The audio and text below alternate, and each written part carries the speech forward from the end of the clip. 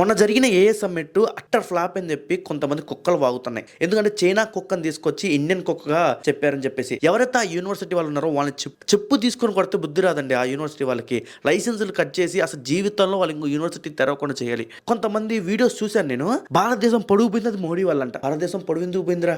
అదే యూనివర్సిటీ చేసిన తప్పుకి మోడీ ఏం చేశారు నాకు అర్థం కాదు. సరే భారతదేశం పరుగు పోయింది అంటే భారతీయులు ఎవర్రా అంటే భారతదేశంలో ఉన్న అందరూ హిందూ మతం వాళ్ళైనా, మోడీకి సంబంధించిన వాళ్ళైనా కాదు కదా. అంటే మీరు కూడా తెలివి తక్కువ వాళ్ళైనా ఎవరైతే కామెంట్స్ చేస్తున్నారో ఒరే గుర్తు పెట్టుకో ఎదవనాయాలా. మొన్న జరిగిన ఏఏ సమ్మిట్లో ఫస్ట్ ఇండియన్ ఇస్రో డెవలప్ చేసిన హ్యూమనాయిడ్ రోబోట్ గగనయాన్ మిషన్ల కోసం డిజైన్ చేశారు. హ్యూమన్ లా ఇంటరాక్ట్ అవ్వగలిగే ఫీమేల్ రోబోట్ ఇది. కేరళలో జెన్ రోబోటిక్స్ క్రియేట్ చేసింది.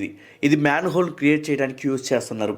మ్యాన్ హోల్లో ఎక్కువ చెత్త పెరిగిపోతే ఈ టెక్నాలజీతో శుభ్రం చేయొచ్చు. చాలా స్ట్రాంగ్ గా పనిచేస్తుంది. Third Manav and Achyut. India's first 3D printed humanoid.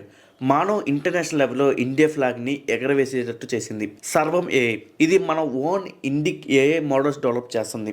అంటే రోబోట్స్, యాప్ సిస్టమ్స్ డెవలప్ చేస్తుంది అనమాట. తెలుగు, హిందీ, తమిళ్ లాంటి ఇండియన్ లాంగ్వేజ్లో వర్క్ చేయడానికి ఈ సర్వం ఏఐ ఉపయోగపడుతుంది.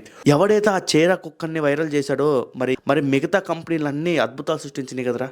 మరి వాళ్ళ గురించి ఎందుకు మాట్లాడలేదురా? అన్నం తినట్లేదు, నువ్వు గడ్డి తింటున్నావా? దీనిపై మీ అభిప్రాయాన్ని కామెంట్ బాక్స్లో కామెంట్ చేయండి.